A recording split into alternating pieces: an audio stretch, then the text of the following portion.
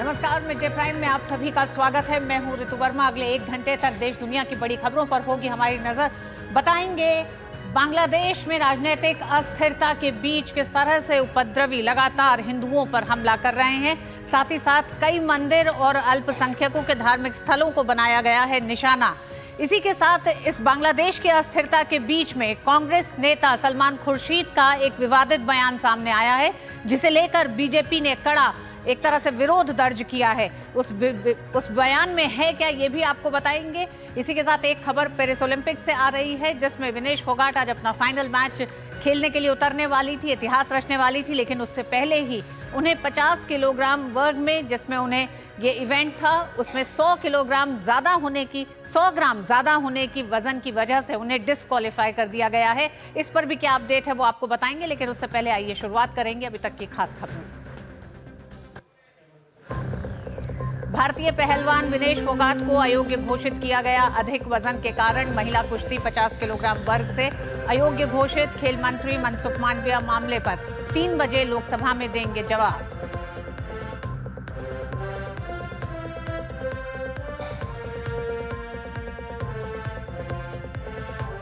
Double Olympic medallist Manu Bhaker लौटी स्वदेश। दिल्ली हवाई अड्डे पर भव्य स्वागत के लिए प्रशंसकों का लगा जमावड़ा। पेरिस ओलंपिक में इतिहास रचते हुए 2 मेडल जीते।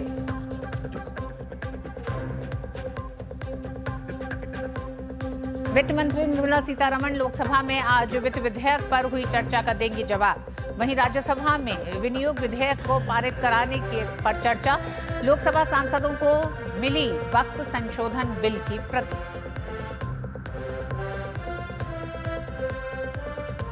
शराब नीति मामले में अरविंद केजरीवाल की जमानत के खिलाफ ईडी की याचिका पर आज हाईकोर्ट में सुनवाई। ईडी ने निचली अदालत के फैसले को दी चुनौती।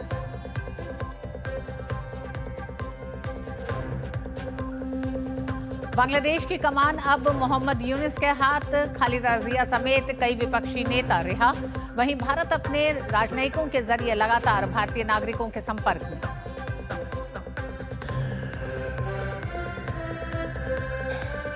राष्ट्रपति द्रौपदी मुर्मू फिजी की अपनी 2 दिवसीय राजकीय यात्रा पूरी करने के बाद न्यूजीलैंड के लिए रवाना। न्यूजीलैंड में गवर्नर और प्रधानमंत्री से करेंगी मुलाकात। वेलिंगटन में अंतर्राष्ट्रीय शिक्षा सम्मेलन को भी करेंगी संबोधित।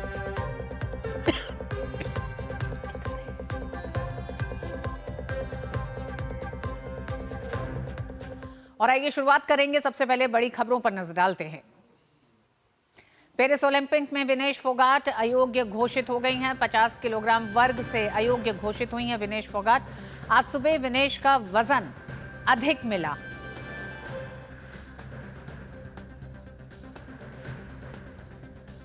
भारतीय पहलवान विनेश ने अयोग्य घोषित होने पर प्रधानमंत्री ने एक्स पर लिखा है कि विनेश, आप चैंपियनों में चैंपियन हैं।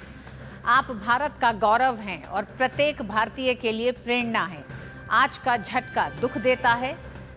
काश शब्द उस निराशा की भावना को व्यक्त कर पाते जो मैं अनुभव कर रहा हूं। साथ ही मैं जानता हूं कि आप दृढ़ता का प्रतीक हैं। चुनौतियों का डटकर मुकाबला करना हमेशा से आपका स्वभाव रहा है। मजबूत होकर वापस आओ, हम सब आपके पक्ष में हैं।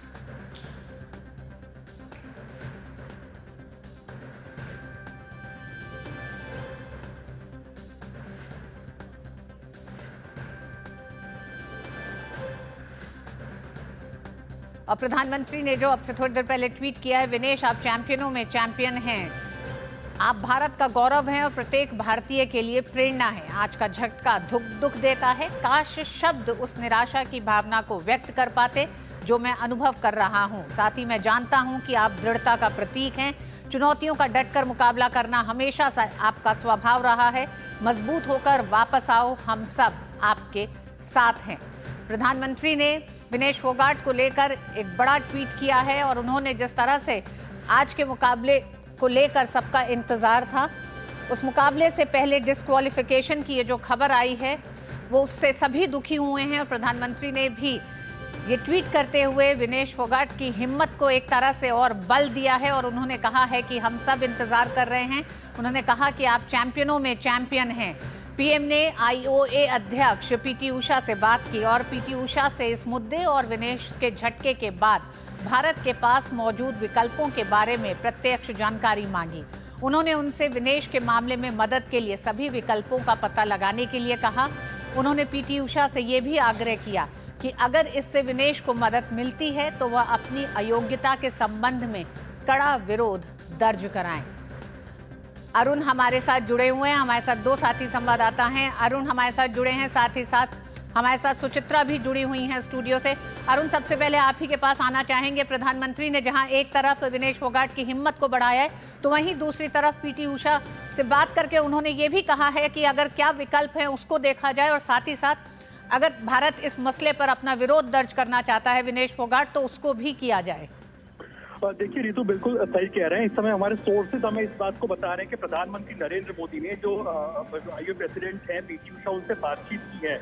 अमूमन ऐसे समय में होता क्या है कि कोई भी देश अपने एक तरह से जब इस तरह का डिस्क्वालिफिकेशन होता है रिगार्डिंग वेट, यानी कि वेट की कैटेगरीज को लेकर के, या आपका वेट जब बढ़ जाता है तो आपके पास एक ऑप्शन होता है कि आप इंटरनेशनली जो संघ है वहाँ पे उस पर आप अपील करें जाकर के और उस पर अपना प्रोटेस्ट भी जाहिर कर सकते हैं। तो प्राइम मिनिस्टर मोदी ने जो ये पीटी उषा को फोन करना, उनसे बातचीत करना, एक तो उन्होंने पूरी बात का जायजा लिया कि आखिरकार क्या कुछ हुआ, एक एक अपडेट उनसे लिया। उसके बाद उनको ये भी कहा है कि आप अगर स्ट्रॉन्गेस्ट प्रोटेस्ट अगर आपको जाहिर करना है, अपनी बात को रखना है, तो पीछे मत हटिएगा, बिकॉज भारत आपके साथ खड़ा हुआ है। तो ये दिखाता है अपने आप के प्रधानमंत्री अपने प्लेयर्स के साथ में खड़े हुए हैं। क्योंकि एक तरफ हमने देखा कि आज हो सकता था कि गोल्ड हमारे पास में होता, गोल्ड भारत के पास होता रेसलिंग के 50 kg के इस बाउट के अंदर, लेकिन ऐसा नहीं हो पाया बिकॉज विनेश फोगाट को डिस्क्वालीफाई कर दिया गया कि ना, ये क्योंकि उनका जो वेट था थोड़ा ज्यादा था 50 kg की कैटेगरी में। तो अब ऑप्शन प्राइमरीली भारत के पास रहेगा।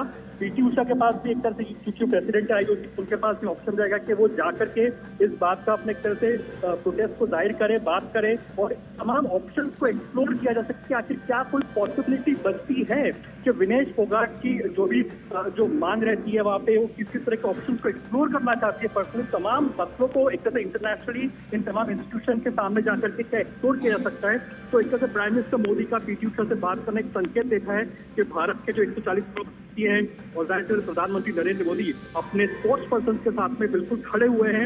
एक तरह से कह सकते हैं कि काफी यूनिट कह सकते हैं, दुख की कड़ी कर सकता है, बिकॉज गोल्ड हमारे आते आते रह गया जब तक विनेश फोगाट की जो बाउट की बात की जाए। तो जाहिर सी बात है कि बहुत बड़ी बात निकल करके आती है कि कैसे टॉप लीडरशिप जो देश की है वो अपने स्पोर्ट्स पर्सन के साथ में चाहे अच्छा वक्त हो या बुरा वक्त हमेशा डट करके खड़े रहते हैं। बहुत बड़ी बात निकल करके आती है। हमारे सूत्र में यही बता रहे कि प्राइम मिनिस्टर नरेंद्र मोदी ने जैसे और पीटी उषा से बात की है और तमाम ऑप्शंस को एक्सप्लोर करने की उनसे बात की कि आखिरकार क्या कुछ ऑप्शंस या विकल्पों को तलाश किया जा सकता है इस मसले को लेकर के। जी अरुण, ये देखा गया कि जिस तरह से विनेश फोगाट को संदेश में प्रधानमंत्री ने जहां एक तरफ ये भी जिक्र करा है कि उनकी हिम्मत का भी उन्होंने जिक्र किया कि किस तरह से मजबूत इरादों की विनेश फोगाट हैं, और इस समय जब एक तरह से सिर्फ विनेश फोगाट के लिए ये झटका नहीं है, ये पूरे देश के लिए एक बड़ा झटका है, क्योंकि आज देर रात के इस मुकाबले का इंतजार तमाम देशवासी कर रहे थे और कल जिस तरह से मुकाबला रहा उसको देखकर डिस्क्वालिफिकेशन के तुरंत बाद प्रधानमंत्री का ये संदेश खिलाड़ियों के लिए कितना बल देता है अरुण, और खासकर विनेश फोगाट को ऐसे समय में जब उन्हें लगे कि वो अकेली सी हो गई हैं पेरिस ओलंपिक में इस पूरे डिस्क्वालिफिकेशन के साथ, तो देश, प्रधानमंत्री और सभी लोग, पूरी व्यवस्था एक साथ खड़े होकर उनके हौसले को बढ़ा रही है। देखिए, अगर आपको याद हो रितु जी के 2020-21 के अंदर प्राइम मिनिस्टर मोदी ने तमाम ओलंपियन जो वापस आए थे उनसे जब इंटरेक्शन किया था, विनेश फोगाट से उनका इंटरेक्शन रहा था और उन्होंने साफ तौर पर कहा था, उस समय भी विनेश फोगाट की एक तरह से हार हुई थी, तब प्राइम मिनिस्टर मोदी ने विनेश फोगाट को कहा था कि हारना जीतना लगा रहता है, तुम मेरे लिए चैंपियन हो। एक छोटी से छोटी हार होती है, इसको दिल में नहीं बसाना चाहिए और जीत को सर पे नहीं करने देना चाहिए। ये बात प्राइम मिनिस्टर मोदी ने उस समय पर कही थी। 2020-21 की अगर हम बात करें तो प्राइम मिनिस्टर नरेंद्र मोदी का फोकस इस बात पर रहता है कि कैसे एक जो प्लेयर्स होते हैं अपना बेस्ट प्रदर्शन करें, उसके बाद में हार और जीत लगी रहती है। अगर आप क्वालिफाई करते हैं या डिस्क्वालीफाई हो जाता है किस वजह से, अगर रूल्स को अगर फॉलो नहीं किया जाता तो जाहिर सी बात है डिस्क्वालिफिकेशन भी होता है, लेकिन हमें अपना बेस्ट प्रदर्शन देना है। इंटरनेशनल प्लेटफॉर्म्स के ऊपर, इंटरनेशनल जो गेमिंग प्लेटफॉर्म्स होते हैं उससे अपना बेस्ट परफॉर्मेंस देना, इस बात को याद रखना है। तो प्राइम मिनिस्टर नरेंद्र मोदी का व्यू यही रहता है और ऐसे समय में जब विनेश फोगाट एक तरह से गोल्ड जीतते जीतते आप कह सकते रह गई, उस समय में जो देश की जो टॉप लीडरशिप है वो एक तरह से तुरंत तमाम स्टेक होल्डर्स को अप्रोच करते हैं, आईओए की प्रेसिडेंट को फोन करके तमाम पीटी उषा है उनसे बात करते हैं कि आखिरकार क्या कुछ ऑप्शन हमारे पास में है, क्या कोई विकल्प है, क्या कहीं पे कोई आर्बिट्रेशन का जो मौका है वो दिया जा सकता है कि किस तरह से एक आर्बिट्रेशन है या कुछ इस तरह के लॉज हैं या रूल्स हैं कि हम लोग कहाँ फर्दर अपील कर सकते हैं या किस तरह के ऑप्शन को एक्सप्लोर किया जा सकता है। तो पीटी उषा को साफ तौर पर इस बात को कहा गया कि तमाम ऑप्शन को एक्सप्लोर किया जा सके। तो अपना तो बताता है कि बात सिर्फ एक मेडल की नहीं है, बात है कि कैसे जो 140 करोड़ देशवासी तो लगातार उम्मीद लगाए बैठे थे कि भारत का झंडा लहराता हुआ दिखाई देगा पेरिस के अंदर, अगर वो गोल्ड हमारे पास आता तो इस रेसलिंग मैच के अंदर। तो और जाहिर सी बात जो आशाएं हैं, एस्पिरेशंस हैं, जो उम्मीद बांधे बैठे थे वो काफी मायने रखती है। विनेश फोगाट के जो लगातार हार्डवर्क था, मेहनत थी, वो मायने रखती है। और ये बताता है कि विनेश फोगाट के क्या खराब समय हो या अच्छा समय, प्राइम मिनिस्टर मोदी जो हमारे स्पोर्ट्स पर्सन से उनके साथ में लगातार खड़े रहते हैं, उनका फोकस हमेशा इसी बात पर रहा है मेडल इंपॉर्टेंट नहीं है, आप अपना बेस्ट प्रदर्शन करें, ये इंपॉर्टेंट रहता है। पहले भी जब प्राइम मिनिस्टर मोदी 2020-21 में विनेश फोगाट से मिले थे, जब उन्होंने ओलंपियंस के साथ में इंटरेक्शन किया था, तब उन्होंने विनेश फोगाट को यही कहा था, तभी शायद वो मेडल नहीं जीत पाई थी। उन्होंने यही कहा था कि जो हार है उसको अपने दिल में, मन में नहीं लगा लेना है, और जीत है उसको सर पर नहीं चढ़ने देना। यही एक अच्छी स्पोर्ट्स पर्सन की पहचान होती है। और प्राइम मिनिस्टर मोदी का आज पीटी उषा से बात करना और इस बात को कहना कि आप तमाम ऑप्शन पे एक्सप्लोर कीजिए जो विनेश फोगाट चाहती है, या अपने इंडिया अपनी कैपेसिटी में क्या कुछ ऑप्शन पे एक्सप्लोर कर सकता है, उस ऑप्शन पे एक्सप्लोर करना, क्या कोई आर्बिट्रेशन जो आई है उसको कहीं से हम लोग उसके ऑप्शंस को तराश सकते हैं। तो जाहिर सी बात है अपने आप दिखा रहा है कि देश की जो टॉप लीडरशिप है वो कैसे स्पोर्ट्स पर्सन के साथ में खड़ी हुई बहुत निकल करके आती है। तो हमारे सूत्र इस पर हमें यही बता रहे हैं कि प्राइम मिनिस्टर मोदी ने जो आईओए की प्रेसिडेंट है पीटी उषा, उनसे बातचीत की है, तमाम ऑप्शन को एक्सप्लोर करने को कहा है। विनेश फोगाट के मसले को लेकर के अपने दर्शकों को बता दें कि 50 kg की कैटेगरी में विनेश फोगाट खेल रही थी, लेकिन उनका जो वेट किया गोल्ड का जो एक्चुअली जो मैच का जो बाउट होने जा रहा था उससे पहले तो कुछ उनका वेट है बढ़ा हुआ आया है, उसके बाद में जाहिर सी बात है उनको डिस्क्वालीफाई कर दिया गया था। तो क्या कुछ ऑप्शन एक्सप्लोर किया था, भारत उस ऑप्शन को एक्सप्लोर करेगा और देश की टॉप लीडरशिप एक तरह से स्पोर्ट्स पर्सन के साथ में खड़ी रहती है। बहुत तरह से एक इमोशनल मोमेंट आप कह सकते हैं, एक ऐसा मोमेंट कह सकते हैं कि जो 140 करोड़ जो भारतीय है वो टकटकी लगाए टीवी स्क्रीन पर बैठे थे कि क्या कुछ होता है, क्या मेडल आ पाता है, लेकिन जाहिर सी बात है वो नहीं हो पाया, डिस्क्वालिफिकेशन हो गया विनेश फोगाट का। बहुत ही अनफॉर्चुनेट है, लेकिन भारत अभी भी हार नहीं माना है। तमाम ऑप्शंस को एक्सप्लोर करने के लिए वो अभी आगे अपने तमाम ऑप्शंस को एक तरह से तलाश रहा है इस समय पर। जी हाँ, बिल्कुल अरुण, विनेश फोगाट के डिस्क्वालिफिकेशन के चंद मिनटों या सेकंड के बीच में प्रधानमंत्री नरेंद्र मोदी ने जिस तरह से ट्वीट करके न सिर्फ विनेश फोगाट की हिम्मत को एक तरह से पूरा बल दिया है, साथ ही साथ उन्होंने आईओसी अध्यक्ष पीटी उषा से यह भी कहा है कि भारत के क्या विकल्प हैं उन्हें तलाशा जाए, और विनेश फोगाट पेरिस ओलंपिक के जिस मंच पे अपने विरोध को जिस तरह से दर्ज करना चाहती हैं वो दर्ज किया जाए, क्योंकि इसके भी जो अपने टेक्निकल एक तरह से वो खामियां होंगी कि जिसमें उनका वजन 50 किलोग्राम वर्ग में जिसमें फाइनल उन्हें खेलना था उसमें बढ़ा हुआ आया है। तो उसके क्या कारण है, क्या वजह है, किस तरह से उसकी मॉनिटरिंग होती है, वहां क्या खामी रही होगी, इन तमाम सवालों पर भी बात करेंगे अरुण। लेकिन बहुत बहुत धन्यवाद अभी तक की पूरी जानकारी के लिए। हमारे साथ 3 लोग और जुड़ रहे हैं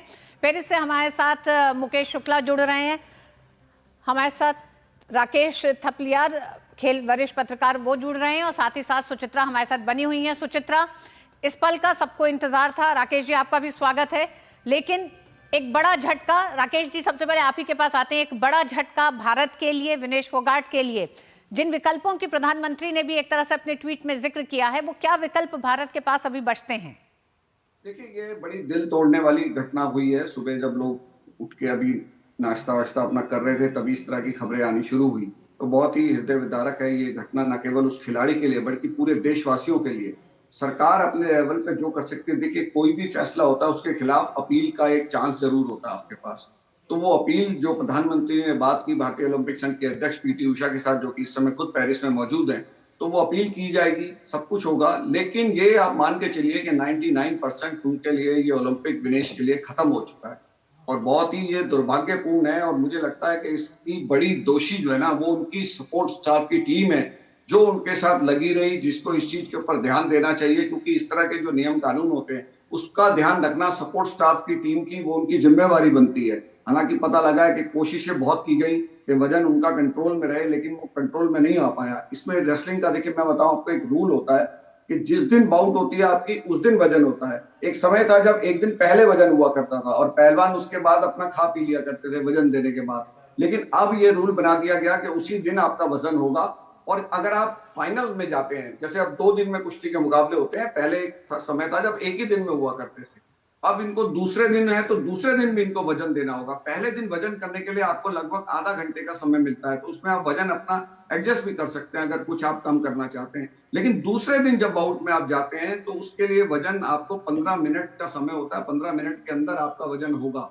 तो उस 15 मिनट में आप वजन अगर आपको दिखता है मशीन में कि ज्यादा है तो आप कितना कम कर सकते हैं। कोशिशें पता लग रहा है कि बहुत की गई कि उनका वजन कंट्रोल में आए, लेकिन इस नियम की जानकारी सबको थी। सपोर्ट स्टाफ जितना भी उनके साथ लगा हुआ है, कोचेज हैं, विदेशी कोच लगे हुए हैं और जो स्टाफ के लोग हैं, उनको इस पे ध्यान देना चाहिए था। उनकी ये बहुत बड़ी ये गैर जिम्मेदाराना चीज है कि वो इस पे कंट्रोल नहीं कर पाए। सुचित्रा, एक बड़ी चूक हुई है जिसका खामियाजा पूरा देश एक तरह से भुगत रहा है।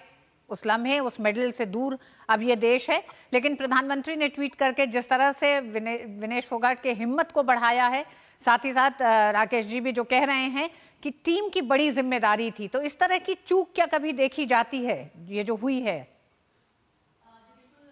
तो विनेश फोगाट जो हैं वो पहली एथलीट बनी हैं जिन्हें वजन ज़्यादा होने की वजह से फाइनल के दिन डिस्क्वालीफाई किया गया है। और विनेश इससे पहले 53 किलो वेट कैटेगरी में मुकाबला करती थी। पेरिस ओलंपिक में हिस्सा लेने के लिए वो 50 किलो वेट कैटेगरी में आई ताकि पेरिस ओलंपिक मिस ना करें।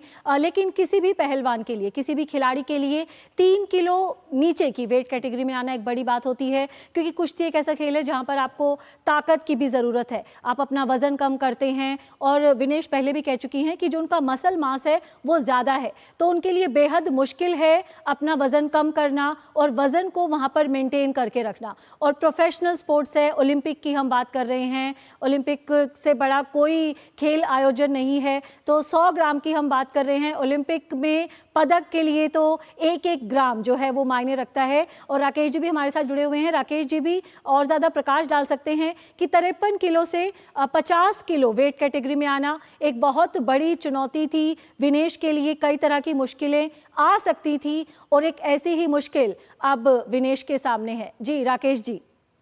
देखिए सुचित्रा, इसमें क्या है कि जब ट्रायल्स हुए थे तो ट्रायल्स भी 2 वेट कैटेगरी में दिए थे यहाँ हिंदुस्तान में। जी विनेश में एक वेट कैटेगरी में वो हार गई थी और 50 किलो में वो जीत के ओलंपिक्स के लिए उन्होंने टीम में अपनी जगह बनाई थी। आपको पता है रेसलिंग में जो विवाद चल रहा था उन सबको देखते हुए उनको ये छूट दी गई कि चलो कोई बात नहीं, आप जो चाहते हो वो करो। तो ये एक बहुत बड़ी चीज थी क्योंकि केंद्र सरकार भी इसमें देख रही थी कि बहुत विवाद हो रहा है। तो जो विनेश ने चाहा वो उनको हिंदुस्तान में यहाँ वो सुविधा दी गई कि भाई आप 2 वेट कैटेगरी में लड़ना चाहती हैं, 2 वेट कैटेगरी में ट्रायल में लड़िए और जिसमें भी आप क्वालिफाई कर रही है, जिसमें भी आप टीम में सिलेक्ट हो रही है, उसी वेट कैटेगरी में जाइए और वहां पर जाकर अपना प्रदर्शन कीजिए। देखिए प्रदर्शन उन्होंने बहुत शानदार किया। जब पहले दिन उनका वजन हुआ होगा तब तो वजन ठीक था, लेकिन क्या होता है कि वजन देने के बाद हमारे जो रेसलर्स हैं कुछ खा पी लेते हैं जिससे वजन उनका बढ़, क्योंकि देखिए इतनी जो अब सारे दिन में आपने 3 कुश्तियां लड़ी, इतनी ऐसी मशक्कत वाली कुश्तियां जो कि आप वर्ल्ड चैंपियन के खिलाफ, जो जापान की खिलाड़ी है उसके खिलाफ, तो ये वो कभी कोई इंटरनेशनल मुकाबला ही नहीं आ रही थी। बिल्कुल लगभग 80 से ज्यादा मुकाबले उन्होंने खेले हैं, वो एक भी मुकाबला नहीं आ रही। पहली बार विनेश ने उन्हें हराया था। ऐसे धमाकेदार ढंग से हिंदुस्तान की कुश्ती के इतिहास में आज तक कोई दूसरा पहलवान नहीं लड़ पाया था। लेकिन जैसा मैंने कहा कि ये ध्यान रखना उस पहलवान की जिम्मेवारी तो ये बनती है कि भाई वो अपने रेसलिंग लड़े, बढ़िया ढंग से कुश्ती लड़े, लेकिन जो उनके साथ सपोर्ट स्टाफ की टीम थी, मैं उन्हें बहुत इसके लिए जिम्मेदार मानता हूं कि वो मैनेज करना, वजन को मैनेज करना वो उनका काम था कि किस तरीके से मैनेज करते। या तो दोनों में कोई कम्युनिकेशन गैप हुआ कि सपोर्ट स्टाफ की टीम जो बोला विनेश ने उसको नहीं माना, या क्या चीज ऐसी हुई, इसकी तो जांच की जानी चाहिए कि भाई ये ऐसा क्यों हुआ, क्यों वजन फालतू हुआ। फालतू वजन होगा तो आपको डिस्क्वालीफाई किया जाएगा। ये विनेश को भी पता था, उनके कोचेस को भी पता होता है, सबको पता होता है इस चीज का। लेकिन जो मैनेजमेंट वहां पर हुई है, मुझे लगता है कि उसकी जांच भी करानी चाहिए, रेसलिंग फेडरेशन को भी करानी चाहिए, भारतीय ओलंपिक संघ को भी इसकी जांच करानी चाहिए कि भाई क्यों हुआ। लेकिन अभी ये सब बाद का विषय है। अभी ये विषय है कि जो अपील हम करें, उस अपील में अगर कुछ सफलता मिल सके और रेसलिंग से चंद घंटे पहले ये फैसला अगर आ जाए कुछ ऐसा कि विनेश को फिर से खेलने का मौका मिल जाए, तो मुझे लगता है कि इससे सुखद अनुभूति कुछ नहीं हो सकती। और ये तभी होगा जब सरकार के स्तर पर भी, जैसे प्रधानमंत्री ने एक पूरा अधिकार जो पीटी उषा को दिया है, जो कि हमारे भारतीय ओलंपिक संघ के अध्यक्ष हैं, पीटी उषा खुद जो है ओलंपियन रही है और खुद वो सेकंड के 100वें हिस्से से अपना रेस जीतना, मेडल जीतने से रह गई थी 1984 के लॉस एंजलिस ओलंपिक्स के अंदर। तो वो इस दर्द को समझती हैं कि मेडल आया वो हाथ से निकल जाता है। यहाँ तो विनेश ने अपना रजत पदक पक्का कर लिया था, बिल्कुल रजत तो उनको मिलना ही मिलना था, लेकिन अब वो बिल्कुल आखिरी स्थान पर रहेंगी। तो रूल ये कहता है कि अब उनकी सारी विधियों को रद्द कर दिया जाएगा और वो आखिरी स्थान पर रैंक की जाएंगी। तो बहुत ही ये दुर्भाग्यपूर्ण है और अपील से जो कुछ भी हो सकता है पुरजोर अपील करनी चाहिए। जितना जो भी विद इन द रूल संभव है वो दबाव यहाँ पर बनाया जाना चाहिए। बिल्कुल अपील करनी चाहिए। लेकिन राकेश जी, अगर ओवरऑल बात करें पेरिस ओलंपिक में निशान देव जिस तरह से अपना मुकाबला हारे, उन्हें लग रहा था कि वो जीत गए हैं। हॉकी में हमने देखा अमित रोहिदास को जो रेड कार्ड दिया गया उसके खिलाफ भी अपील की थी भारतीय हॉकी संघ ने, उस अपील को ठुकरा दिया गया। और कल हमने देखा हॉकी के मुकाबले में किस तरह से हमें अमित रोहिदास की कमी खली। तो भारतीय संघ के साथ हम कहें कि अंपायरिंग को लेकर हम लगातार सवाल उठा चुके हैं। तो इस मामले में भी जो ये अपील है, प्रधानमंत्री मोदी ने खुद कहा है कि पुरजोर तरीके से यहाँ पर अपील को रखा जाए, क्योंकि भारत जिस तरह से लगातार कोशिश कर रहा है खेलों की महाशक्ति बनने की, तो ये तो सुनिश्चित होना चाहिए कि भारत की जो अपील है, भारत की जो आवाज है, उसे वजन के साथ सुना जाए। देखिए सुचित्रा, इसमें मैं मानता हूं जो हमारी फेडरेशन है ये उनकी कमी है कि आपकी फेडरेशनों का उतना दबाव अंतर्राष्ट्रीय जो फेडरेशन होती है उनके ऊपर होना चाहिए कि जो खराब एम्पायरिंग का शिकार है वो हिंदुस्तान के खिलाड़ी क्यों हो रहे हैं। तो ये जो अलग अलग खेलों की फेडरेशन है, जैसे निशांत के मामले में आपका बॉक्सिंग फेडरेशन वो वहां पर जाए, रेसलिंग फेडरेशन है उसके अंदर ये पर्टिकुलर फेडरेशंस हैं, इनका दबाव ऐसा होना चाहिए, इनका प्रभाव एक ऐसा होना चाहिए जैसे कि हम बीसीसीआई का देखते हैं कि हिंदुस्तान के खिलाड़ियों के साथ कुछ भी अंतर्राष्ट्रीय स्तर पर गलत नहीं हो पाता। तो वो ये चीज फेडरेशनों को देखनी चाहिए कि भाई कौन सी कंट्री के, कुछ पर्टिकुलर कंट्री के वो होते हैं जो अंपायर्स होते हैं या रेफरीज होते हैं, वो भारत के खिलाफ उनकी मानसिकता होती है। या ये भी एक चीज बताऊं कि इसमें ये भी होता है कि कई बार जो विदेशी कोच आपने जिस कंट्री का लगाया होता है जी, हिंदुस्तान के किसी खिलाड़ी के साथ एक विदेशी कोच है और उसी कंट्री का अगर रेफरी या अंपायर भी है, तो कई बार वो रेफरी और अंपायर उनकी अंदरूनी अपनी जो झगड़े होते हैं उसके तहत वो चाहते नहीं है कि भाई ये ओलंपिक मेडलिस्ट का कोच कहलाए, हमारे देश का जो कोच लगा हुआ है हिंदुस्तान में। तो उस वजह से भी खिलाड़ियों को नुकसान होता है। इसका हम पिछले ओलंपिक में हम देख चुके हैं कि हमारे भारतीय एक पहलवान के साथ ऐसा ही हुआ था, फिर उस कोच और उस रेफरी की लड़ाई भी हुई इस मामले को लेके। तो काफी चीजें हैं, इन सबको बारीकी से फेडरेशनों को नजर रखनी चाहिए और फेडरेशन जब तक अपना प्रभाव नहीं रखेंगी, फेडरेशन के जो पदाधिकारी होते हैं वो अपने कार्य को बिल्कुल बेहतरीन ढंग से नहीं निभाएंगे। वो उनकी जिम्मेवारी जैसे जो अध्यक्ष होता है, सेक्रेटरी, खाली फ्लावर पॉट की नहीं होनी चाहिए कि भाई हाँ हम अध्यक्ष बन गए, हम जनरल सेक्रेटरी बन गए, हम वहां पर गए हुए हैं ओलंपिक के अंदर। नहीं, आपको अपना वो प्रभाव वहां पर बना के रखना होगा कि भाई आपके किस खिलाड़ी के मैच में कौन से रेफरी वहां पर आ रहे हैं, कौन से अंपायर्स वहां पर लगाए जाने हैं, वो कितने कॉम्पिटेंट है नहीं है, या आपके पास जो विदेशी कोच है उनके साथ तो उनका कोई ऐसा कंटेंशन नहीं है आपस में एक दूसरे का, उनकी आपस की जो भीतर लड़ाई है वो तो नहीं है जिसका जो खामियाजा जो है वो हमारे हिंदुस्तान के खिलाड़ी को उठाना पड़े। बॉक्सिंग के अंदर तो अक्सर ऐसा देखा जाता है, लेकिन हमारा क्या बॉक्सिंग पर प्रभाव नहीं है। एक जमाना था जब क्यूबा जो है 10 की 10 वेट कैटेगरी के अंदर चैंपियन बनते थे क्यूबा के बॉक्सर। उसके बाद जब पाकिस्तान के जो थे वो इंटरनेशनल बॉक्सिंग फेडरेशन के अध्यक्ष बने तो पाकिस्तान के बॉक्सर ऊपर आने लग गए। तो हमारे जब तक अंतर्राष्ट्रीय बॉडी के अंदर हमारे पदाधिकारी नहीं जाएंगे उच्च पदों पर, तब तक ये चीजें नहीं होंगी। आपने देखा हॉकी इंडिया के FIH के अध्यक्ष बने थे नरेंद्र बत्रा, तो हमारे अंदर जो हॉकी के अंपायर्स वगैरह हैं वो सारे वो हिंदुस्तान के थोड़ा सा खिलाफ नहीं जा सकते। अगर आपके बड़े पदाधिकारी वहां इंटरनेशनल बॉडी के अंदर मौजूद होंगे या आपका प्रभाव ऐसा होगा, वो बहुत जरूरी है। लेकिन बेहद दुर्भाग्यपूर्ण होता है, हमने देखा जिस तरह से विनेश फोगाट को पेरिस ओलंपिक में जाने से पहले उन्हें पूरा समर्थन दिया गया सरकार की तरफ से, विदेश में उन्होंने ट्रेनिंग की, विदेशी कोच उन्हें प्रोवाइड किया गया, लेकिन उसके बावजूद ये जिस तरह का यहाँ पर एक झटका मिला है भारतीय दल को। और अगर हम विनेश की बात करें, रियो ओलंपिक में चोट लग गई थी, टोक्यो ओलंपिक में उनकी ड्रेस को लेकर विवाद हुआ था कि उन्होंने जो सूट था वो गलत पहना था। कहते हैं कि जो दूध का जला है वो छाछ को भी फूंक फूंक कर पीता है। तो विनेश को पता था वेट कैटेगरी चेंज कर रही हैं, पिछले 2 ओलंपिक में निराशा हाथ लगी है। क्या यहाँ पर कहीं विनेश की तरफ से भी कुछ चूक होती दिख रही है? देखिए पहलवान का तो ध्यान सारा देखिए लड़ने के ऊपर। मैं जैसे कह रहा हूँ कि उनकी सपोर्ट स्टाफ की टीम है उसको इस मैनेजमेंट पे ध्यान देना चाहिए था। उसकी जो वेट मैनेजमेंट है वो सपोर्ट स्टाफ की जिम्मेवारी बनती है, पहलवान की तो अपनी बनती है, लेकिन उसको बार बार गाइड करना कि भाई आपका कल भी वजन होना है, आपको कुछ ऐसा नहीं खा लेना है, पानी भी कम मात्रा में पीना है। हमें पता चला उनको तो ब्लड निकालने की भी कोशिश की जी गई कि बिल्कुल, किसी बाल तरह से काटे गए वेट हैं। लॉस, जी जी। हाँ बाल काटे गए, ये कंट्रोल में आ जाए। तो ये मैनेज करना मुझे लगता है कि ये सपोर्ट स्टाफ की ज्यादा जिम्मेवारी बनती है कि बजाय आपके विनेश का ध्यान तो लड़ने की तरफ है, लेकिन उनको भी थोड़ा सा ये, क्योंकि आपने वेट कैटेगरी ऊपर से जब आप नीचे की कैटेगरी में आते हैं तो, लेकिन उनके पास काफी टाइम था, उन्होंने उस वेट को मैनेज तो किया है, इसमें कोई डाउट नहीं है।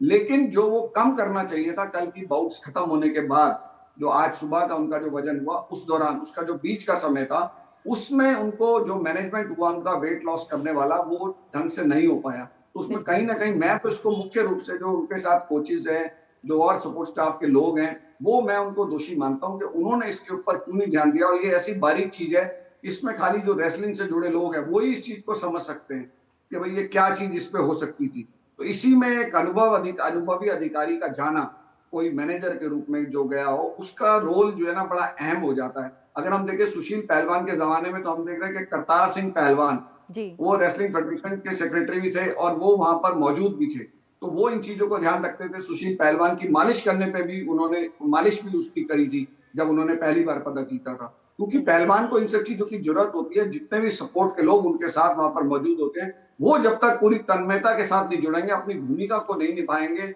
तब तक ये चीजें नहीं हो सकती। और आज देखें कि कितना बड़ा पदक हमारे पास था, कितना बड़ा बिल्कुल, मौका, लगातार कितनी बड़ी खबरों में भी है कि उपलब्धि। पेरिस ओलंपिक में भारत ने सपोर्ट स्टाफ का अपना अब तक का सबसे बड़ा दल भेजा है, उसके बाद भी ऐसी चूक होना बेहद दुर्भाग्यपूर्ण। बहुत बहुत शुक्रिया राकेश जी हमारे साथ जुड़ने के लिए। तो इस वक्त की बड़ी खबर यही है कि यहाँ पर अयोग्य घोषित कर दिया गया है विनेश फोगाट को, और विनेश फोगाट के अयोग्य घोषित होने पर पूर्व पहलवान महावीर फोगाट का क्या कहना है, आइए देख लेते हैं।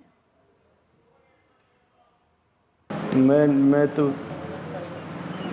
माँ बाप मेरे को तो दुख है, लेकिन सारे हिंदुस्तान को इस चीज़ का बड़ा दुख है, जिसने पूरी आस उम्मीद थी जो गोल्ड मेडल किया और वो न जी जा कर के जो हो गया, तो सारे देश को दुख है चीज़। फेडरेशन में जो वहाँ के जो अध्यक्ष हैं वही फैसला करेंगे, जो वहाँ कुश्ती लड़ा रहे सिर्फ उनके हाथ में सब। देखिए जो रूल के हिसाब जो बना रखा, क्या रूल बना रखा, छूट दे रखी है कि नहीं छोड़ते इतने वजन की, तो जो आगे जो खिला के जो हैं जो कुश्ती के जो वहाँ जो वही जो वहाँ फैसला लेंगे इसके बारे में, वो तो ना कोई सरकार कर सकती, सिर्फ वही कर सकते हैं वहाँ जो बैठे हैं जो कुश्ती लड़ा रहे हैं। देशवासियों में जो आस उम्मीद थी जो ये डिस्क्वालीफाई होगी, तो सबको दुख है, लेकिन मैं विश्वास देता हूँ आगे और जो मेहनत करेंगी और जो देश के लिए जो है एक दो लड़की और उन पर जो करेंगे जो मेडल आएंगे। और अब बात मनु भाकर की। पेरिस ओलंपिक में 2 पदक जीतने वाली निशानेबाज मनु भाकर आज देश वापस लौट आई हैं। भारत लौटने पर मनु भाकर का दिल्ली के एयरपोर्ट पर जोरदार स्वागत किया गया। जैसे ही मनु एयरपोर्ट से बाहर निकली तो प्रशंसकों ने उनका स्वागत फूल माला से और पुष्प वर्षा के साथ किया। इस दौरान उनके साथ उनके कोच जसपाल राणा भी मौजूद थे। गौरतलब है कि भारतीय महिला निशानेबाज मनु भाकर आज़ादी के बाद एक ही ओलंपिक में 2 पदक जीतने वाली पहली भारतीय खिलाड़ी हैं। इससे पहले साल 1900 में भारतीय ब्रिटिश एथलीट नॉर्मन प्रिचर्ड ने भारत का प्रतिनिधित्व करते हुए 2 पदक जीते थे। वे मूलतः ब्रिटिश थे। मनु से पहले तक किसी अन्य भारतीय खिलाड़ी ने ओलंपिक के एक ही संस्करण में 2 पदक नहीं जीते थे। वहीं मनु 2 ओलंपिक पदक जीतने वाली तीसरी भारतीय हैं। मनु से पहले पीवी सिंधु और पहलवान सुशील कुमार ने 2 ओलंपिक पदक जीते थे। हालांकि उन्होंने वे 2 पदक अलग अलग ओलंपिक खेलों में जीते थे। और मनु पहली भारतीय महिला निशानेबाज हैं जिन्होंने ओलंपिक पदक जीता है।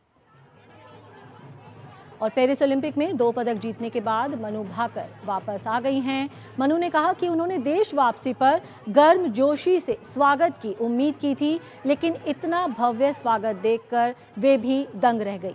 मनु के स्वागत के लिए उनका पूरा परिवार एयरपोर्ट पहुंचा था। वहीं खेल प्रशंसकों की भी भारी भीड़ जुटी थी।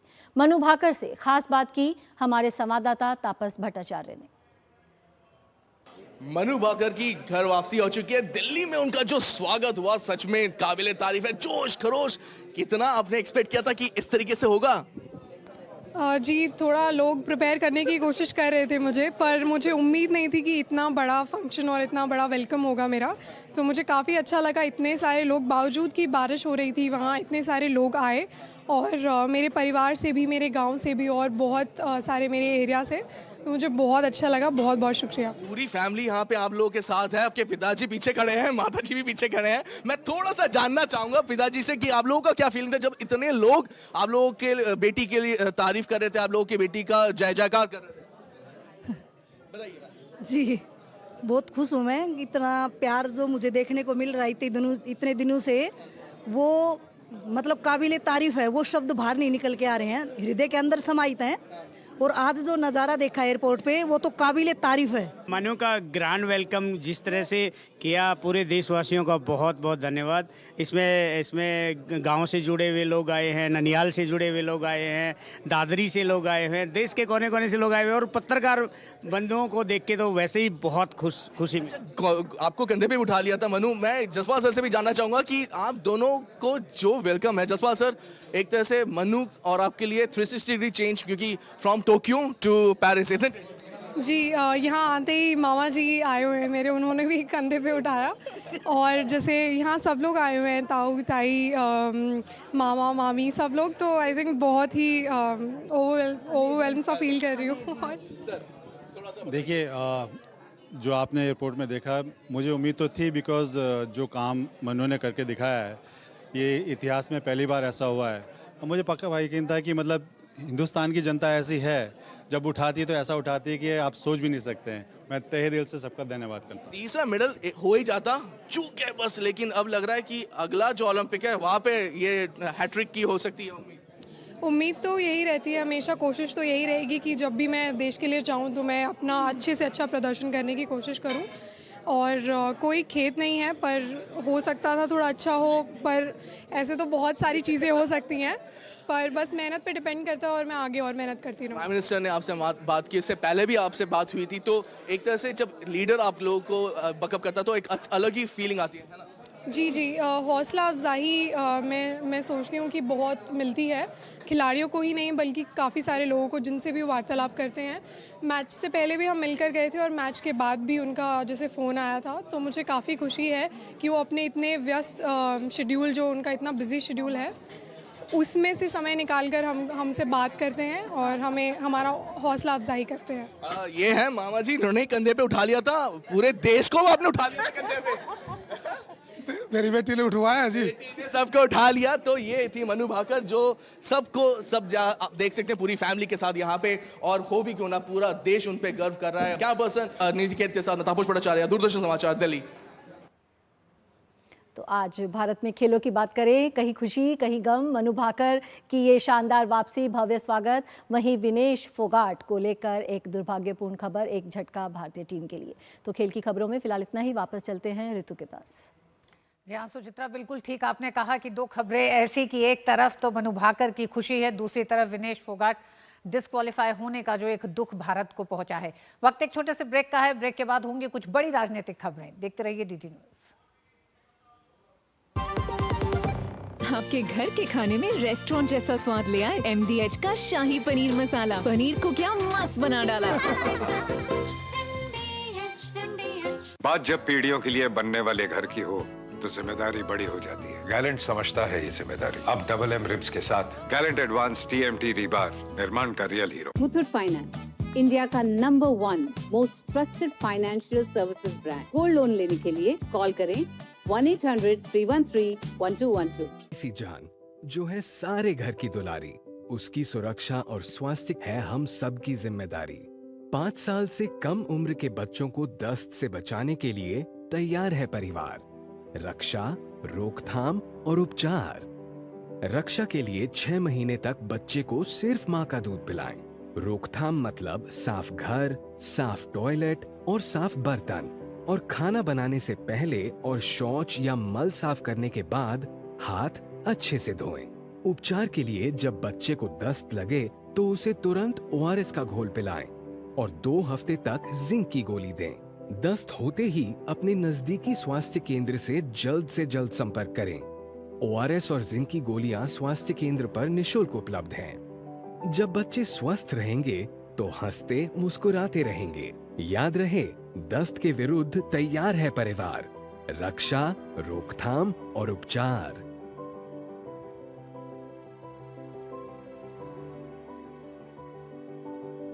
अधिक जानकारी के लिए आशा दीदी से संपर्क करें। स्वास्थ्य एवं परिवार कल्याण मंत्रालय द्वारा जनहित में जारी।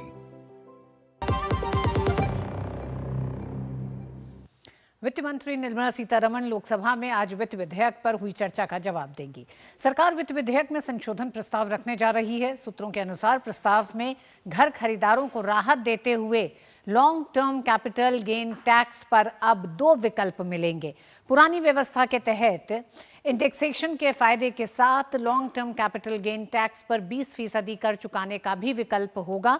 इसके साथ ही बजट प्रस्ताव के तहत long term capital gain tax पर बिना इंडेक्सेशन के फायदे के साथ 12.5% कर चुकाने का विकल्प भी घर खरीदारों के पास होगा। ये दोनों विकल्प 23 जुलाई 2024 से पहले के घर खरीदारों पर लागू होगा। गौरतलब है कि बजट में रियल एस्टेट पर long term capital gain tax पर नए प्रस्तावों पर चिंता जाहिर की गई थी। इसके बाद सरकार ने संशोधन प्रस्ताव पेश करने का फैसला किया है। वहीं राज्यसभा में आज विनियोग विधेयक और जम्मू कश्मीर विनियोग विधेयक पर चर्चा होगी और इसे वापस लोकसभा भेजा जाएगा।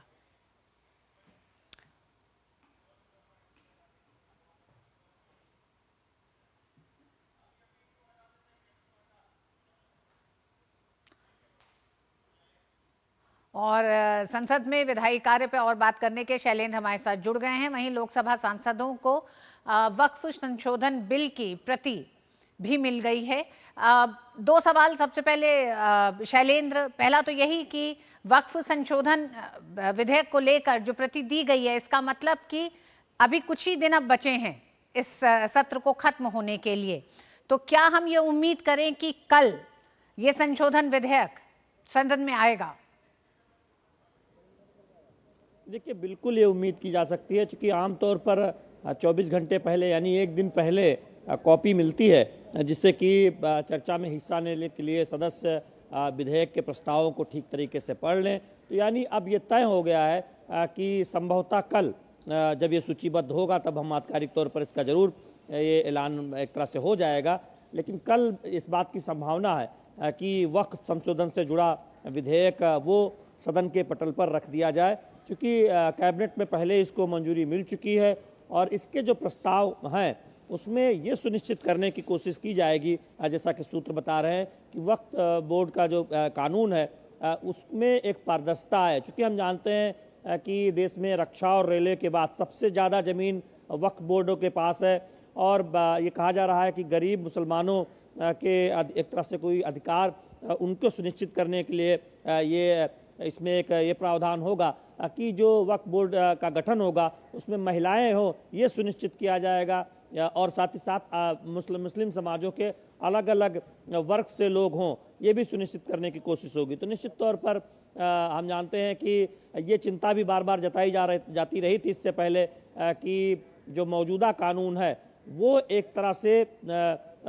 जो गरीब मुसलमान हैं उनके खिलाफ में है और पारदर्शी नहीं है, लिहाजा जो विवाद हैं उसका सही तरीके से निपटारा नहीं हो पाता या फिर एक तरफा उस पर फैसला होता है। तो इन सब को देखते हुए ये कानून बनाने की एक तैयारी है, जिसको लेकर विधेयक संभवतः कल लोकसभा में लाया जाएगा, क्योंकि लोकसभा के सदस्यों को इसकी कॉपी दे दी गई है, सर्कुलेट कर दी गई। जी शैलेंद्र, जिस तरह से आप बता रहे हैं वक्फ कानून के मामले को गरीब और अमीर मुसलमान का मामला, लेकिन इससे आगे बढ़ते हुए शैलेंद्र ऐसा भी लगता है, क्योंकि जो हाल का जो सबसे बड़ा मामला एक सामने जो आ रहा है मध्य प्रदेश हाई कोर्ट ने बिल्किस मकबरे पर जब वक्फ बोर्ड ने अपना दावा पेश किया तो उन्होंने कहा कि आप किसी भी संपत्ति पर अपना दावा नहीं पेश कर सकते हैं। और क्या आपको लगता है कि जिस तरह से वक्फ बोर्ड ने लगातार पिछले कुछ सालों में अपने इस संपत्ति के दायरे को, यानी कि जो सरकारी जमीन है उस पे जो इमारतें बनी हैं उस पर अपने दावे को ठोका है और उसकी सुनवाई कहीं और नहीं हो सकती?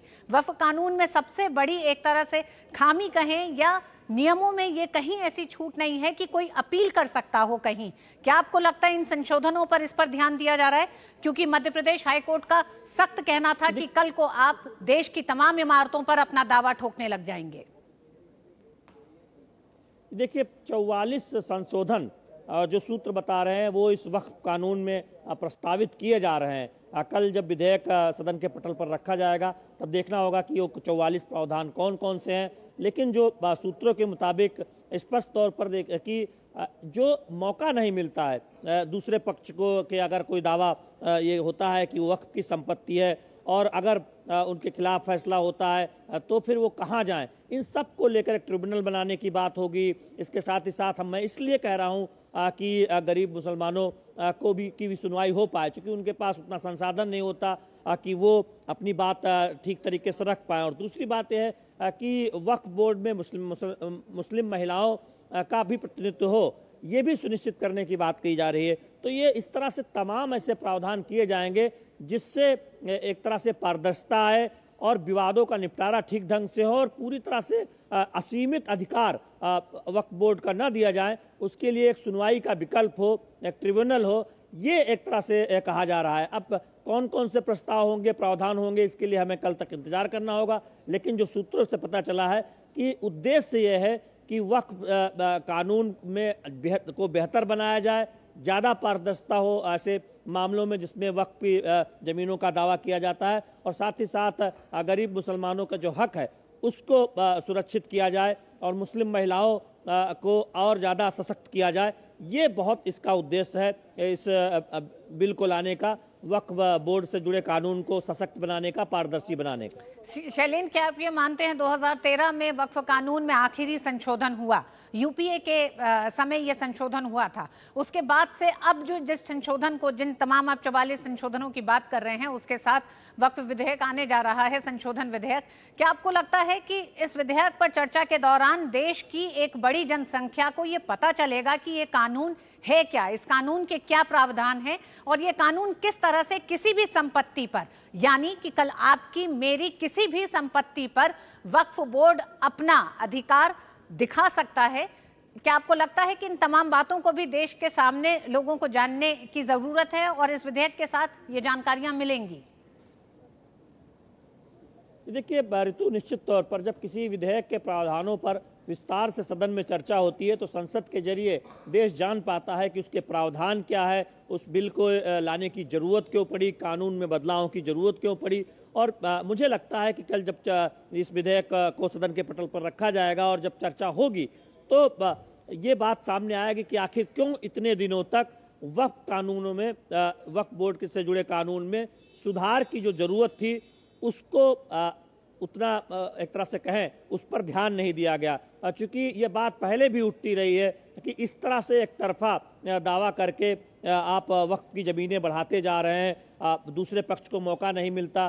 तमाम ऐसे मुस्लिम परिवारों को परेशानी झेलनी पड़ती है जब एक तरह से उनकी ज़मीनों पर दावा होता है, सरकारी ज़मीनों पर दावा होता है। हमने देखा कि बहुत सारी सरकारी इमारतों पर भी इस तरह की खबरें आई कि वक्फ दावा कर रहा है। तो निश्चित तौर पर जब चर्चा होगी तब ये स्पष्ट हो पाएगा कि कितनी ज़रूरत थी इस विधेयक को लाने की। और यही वजह है कि मोदी सरकार ने, केंद्र सरकार ने सोच समझकर एक तरह से काफ़ी विचार विमर्श कर कई संशोधनों को लाने का इससे जुड़े कानून में फैसला किया है। और जिसमें जो सबसे महत्वपूर्ण बात है कि मुस्लिम महिलाओं के अधिकारों को सशक्त बनाना है, गरीब मुसलमानों के हकों की रक्षा करना है और संशोधन विधेयक कई सवालों के जवाब लेकर आएगा, ऐसा माना जा रहा है। क्योंकि जिस तरह से मध्य प्रदेश हाईकोर्ट ने अपनी आपत्ति दर्ज की, उन्होंने कहा कि एएसआई की तमाम संपत्तियों पे भी अगर वक्फ बोर्ड अपना दावा करने लग जाएगा तो ये देश के लिए ठीक नहीं है। बहुत बहुत धन्यवाद शैलेंद्र इस पूरी जानकारी के लिए। कांग्रेस नेता सलमान खुर्शीद के विवादित बयान पर भी भाजपा सांसद संबित पात्रा ने हमला बोला है। उन्होंने कहा है कि कांग्रेस चुनाव में जीत नहीं पा रहे हैं, जिस कारण अपनी खीज इस प्रकार की अराजकता फैलाकर निकाल रही है। जब विदेश यात्रा में राहुल गांधी जाते थे और कई लोगों से चोरी चुपके विदेश में जाकर मिलते थे और भारत के खिलाफ वहां कह के आते थे, तो आज मालूम पड़ रहा है आखिरकार मंशा क्या थी। यह बहुत ही गंभीर विषय है। जब भारत के चारों तरफ बाकी देशों में इस प्रकार की परिस्थिति देखने को मिल रहा है, कांग्रेस पार्टी जो देश का आज मुख्य विपक्ष है वह भी यही चाह रही है। चुनाव में जीत नहीं पा रहे हैं, तो चुनाव में जीत नहीं पाने के कारण अपना खीज बैक गेट से इस प्रकार की अराजकता को फैला करके हिंदुस्तान को बर्बादी की ओर लेने की कोशिश जो कांग्रेस पार्टी की है, वो आज जनता के सामने उजागर हो चुकी है। बांग्लादेश में जारी अराजकता को देखते हुए सलमान खुर्शीद ने एक विवादित बयान दिया, जिस पर भाजपा प्रवक्ता शहजाद पूनावाला ने भी कहा कि कांग्रेस नेता सलमान खुर्शीद के बयान पर कि कांग्रेस दोहरे मापदंड अपनाती है और राजनीति को राष्ट्र नीति से ऊपर रखती है। कांग्रेस के नेता, इंडिया अलायंस के नेता, चाहे सलमान खुर्शीद हो, चाहे संजय राउत हो, चाहे इल्तिजा मुफ्ती हो, महबूबा मुफ्ती की बेटी हो, ये नेता लगातार भड़काने की कोशिश कर रहे हैं। अब सलमान खुर्शीद कहते हैं कि जो बांग्लादेश में हुआ वो भारत में भी हो सकता है। क्या ये भड़काने की कोशिश की जा रही है? क्या ये किसी को आइडिया देने की कोशिश की जा रही है? और सवाल ये भी बनता है कि क्या भारत की लोकतांत्रिक संस्थाओं पर फिर से सवाल खड़ा किया जा रहा है? अरे मोदी विरोध में उतरते उतरते भारत की संस्थाओं के खिलाफ आप क्यों उतरते हैं? क्या भारत की सेना ने कभी भी राजनीति में हस्तक्षेप किया है? जिस प्रकार की बातें सलमान खुर्शीद कह रहे हैं, उनके बोलने का तात्पर्य क्या है? हमने ये भी देखा है कि किस प्रकार से बांग्लादेश में अल्पसंख्यकों पर, हिंदुओं पर हमले हो रहे। क्या सलमान खुर्शीद, जिन्होंने कहा था हिंदुत्व आईसिस और बोको हराम होता है, वो चाहते हैं कि भारत में भी हिंदुओं पर हमला हो? क्या वो उकसाने की कोशिश कर रहे हैं? इस प्रकार की टिप्पणी से एक बात स्पष्ट है कि कांग्रेस पार्टी कहती कुछ है और करती कुछ है। वहीं भाजपा राज्यसभा सांसद दिनेश शर्मा ने सलमान खुर्शीद पर निशाना साधा है। दिनेश शर्मा ने कहा कि सलमान खुर्शीद भारत में बांग्लादेश जैसी अराजकता फैलाने जैसे सपने देख रहे हैं, लेकिन उनका यह सपना कभी पूरा नहीं होगा। उन्होंने कहा कि भारत मजबूती से आगे बढ़ रहा है। सलमान खुर्शीद और उनकी पार्टी भारत में भी बांग्लादेश की तरह अस्थिरता पैदा हो, इसका सपना देख रहे हैं। ये भारत है और भारत का जो नेता है वो आदरणीय मोदी जी है, और मोदी जी वो हैं जो लौह पुरुष के प्रदेश से आते हैं, जो वहाँ से एक मजबूती का लेकर उत्तर प्रदेश के सांसद होते हैं। तो मैं यही कह सकता हूँ कि उनका सपना पूरा नहीं होने वाला। जैसे जैसे वो भाजपा पे और भारत पे की सहनशीलता पर आरोप लगाएंगे, भारत मजबूती की तरफ बढ़ेगा। निश्चित मान के चलिए, भारत शक्तिशाली और विकसित राष्ट्र की तरफ बढ़ रहा है और वो शीर्ष नेतृत्वकर्ता के रूप में सामने आए। सलमान खुर्शीद का बांग्लादेश की अराजकता की तुलना भारत से करने पर चौतरफा हमला सलमान खुर्शीद पर इस समय उनके इस बयान पर हो रहा है। वक्त एक छोटे से ब्रेक का है। ब्रेक के बाद ये खबरें जारी रहेंगी। देखते रहिए डीडी न्यूज। लाल रंग इसका अपार, तीखा कम है फिर भी स्वाद, बेमिसाल बेमिसाल MDH Kashmiri. MDH Kashmiri. MDH। बात जब पीढ़ियों के लिए बनने वाले घर की हो तो जिम्मेदारी बड़ी हो जाती है। गैलेंट समझता है ये जिम्मेदारी। अब डबल M रिब्स के साथ गैलेंट एडवांस TMT रीबार, निर्माण का रियल हीरो। सुरक्षा की गारंटी हर चीज में जरूरी है, चाहे वो मुश्किल स्टंट हो या अच्छी फसल। इसलिए ले आइए IIL के ट्रैक्टर ब्रांड का शिल्पा, जो देता है सुंडी और ट्रिप से सुरक्षा की गारंटी। बांग्लादेश इस समय राजनीतिक अस्थिरता, हिंसा और तनाव के दौर से गुजर रहा है। हालात ये हो गए हैं कि तख्तापलट के कारण देश की प्रधानमंत्री शेख हसीना को इस्तीफा देकर देश छोड़ना पड़ गया। राष्ट्रपति ने संसद को भी भंग कर दिया है और नोबेल पुरस्कार विजेता मोहम्मद यूनुस को अंतरिम सरकार का प्रमुख नियुक्त कर दिया गया है। राष्ट्रपति के मीडिया सचिव मोहम्मद जोइनुल आबिदीन ने कल देर रात इस बात की जानकारी भी दी कि तमाम राजनीतिक दलों के साथ विचार विमर्श के बाद अंतरिम सरकार के अन्य सदस्यों के नाम पर अंतिम फैसला किया जाएगा। विरोध प्रदर्शन का नेतृत्व करने वाले छात्र आंदोलन ने पहले कहा था कि 84 वर्षीय यूनुस अंतरिम सरकार का नेतृत्व करने के लिए सहमत हो गए हैं। मोहम्मद यूनुस ने ग्रामीण बैंक के माध्यम से गरीबी विरोधी अभियान के लिए 2006 में नोबेल शांति पुरस्कार जीता था। बांग्लादेश में सोमवार को सेना ने मोर्चा संभाला। उस दौरान रात भर में देश के कई हिस्सों में हिंसा की घटनाएं सामने आई। जुलाई के मध्य से जारी अशांति के कारण बांग्लादेश में मृतकों की संख्या बढ़कर 440 तक पहुंच गई है। इस बीच बांग्लादेश नेशनलिस्ट पार्टी BNP प्रमुख और पूर्व प्रधानमंत्री खालिदा जिया को नजरबंदी से रिहा कर दिया गया है। इस बीच भारत अपने राजनयिकों के जरिए भारतीय नागरिकों के साथ लगातार संपर्क में बना हुआ है।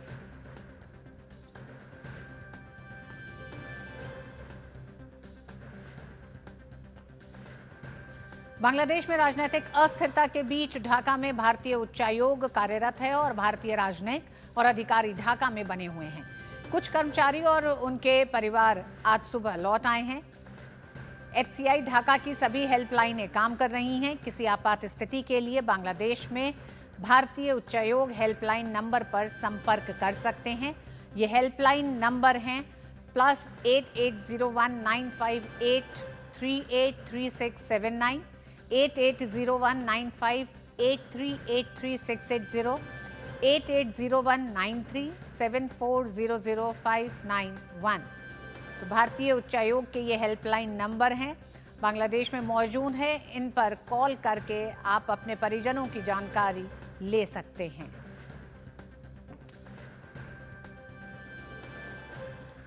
आज राष्ट्रीय हैंडलूम डे है, हथकरघा दिवस है और आइए अब बात करते हैं हैंडलूम डे से जुड़ी कुछ खबरों की।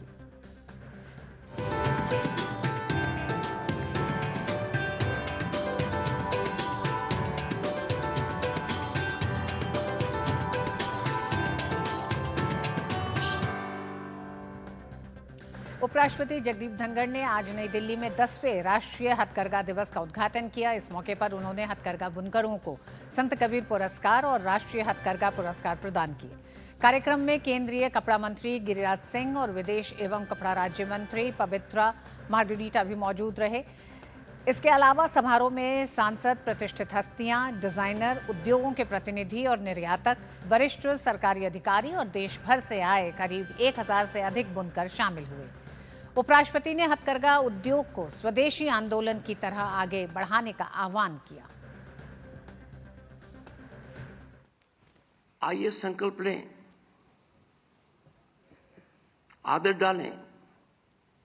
हथकरघा की साड़ी, कुर्ते, शॉल और चूंकि ग्रामीण अंचल से आता हूं, घाघरा, चोली, लुंगी ये फैशन बने, ब्रांड बने और खपत में गुणात्मक सुधार आए। इसको स्वदेशी आंदोलन की तरह आगे बढ़ाए। उपराष्ट्रपति ने कहा कि आर्थिक राष्ट्रवाद के कारण देश में रोजगार पैदा होता है और ये देश के लिए जरूरी है।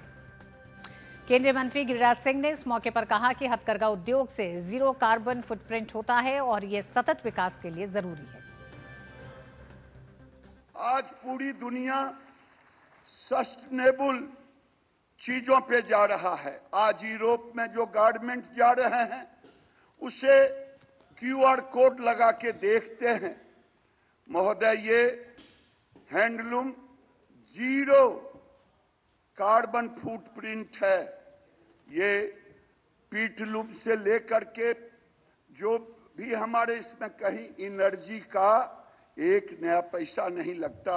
ये पूरे दुनिया में हम इसे निश प्रोडक्ट के रूप में जीरो वाटर फुटप्रिंट, ये आज की दुनिया में जब से ग्लोबल जो हमारे दुनिया के अंदर पर्यावरण की समस्या आई है उस समय से ऐसे चीजों पर हम जोर देते रहे हैं। प्रधानमंत्री नरेंद्र मोदी ने राष्ट्रीय हथकरघा दिवस की बधाई दी। उन्होंने एक्स पोस्ट पर अपने संदेश में कहा कि राष्ट्रीय हथकरघा दिवस की बधाई। हम अपने देश भर में हथकरघा की समृद्ध विरासत और जीवंत परंपरा पर बहुत गर्व करते हैं।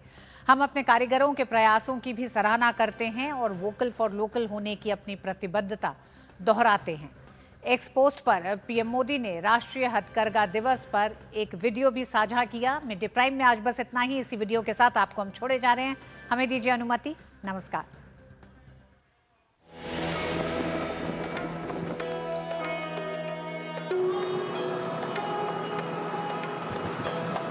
हमारे परिधान, हमारा पहनावा हमारी पहचान से जुड़ा रहा।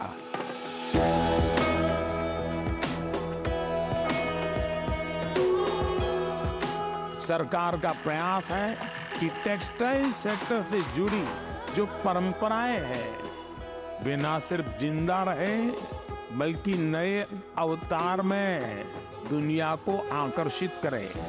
इसलिए हम इस काम से जुड़े साथियों को और उनकी पढ़ाई, प्रशिक्षण और कमाई पर बल दे रहे हैं। हम बुनकरों और हस्तशिल्पियों के बच्चों की आकांक्षा को उड़ान देना चाहते हैं। 600 से अधिक हैंडलूम क्लस्टर विकसित किए गए हैं।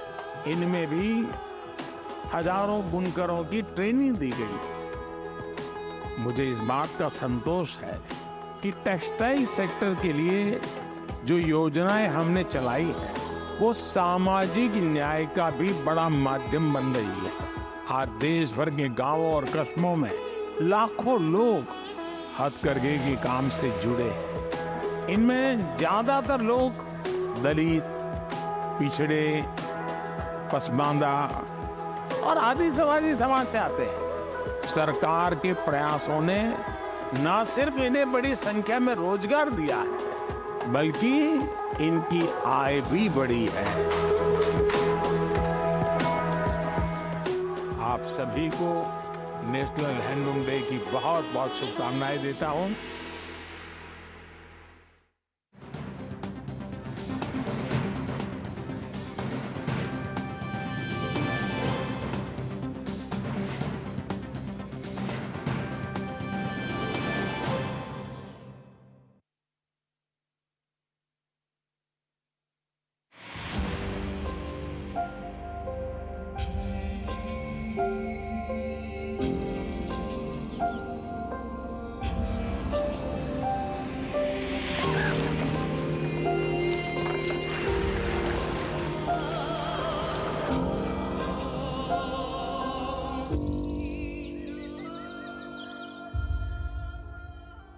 धरती